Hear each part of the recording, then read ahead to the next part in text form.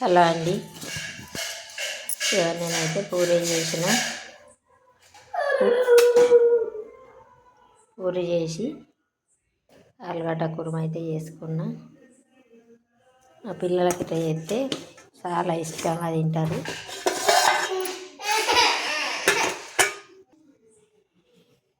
పచ్చి బఠానీ, క్యారెట్, ఆలుగడ్డ కుర్మ చేసిన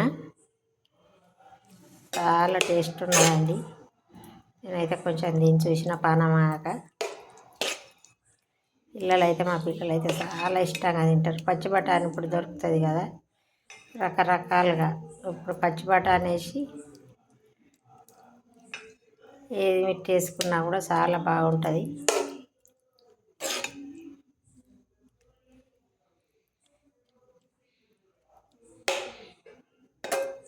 బాగుందా పూరి ఆలుగడ్డ కుర్మా?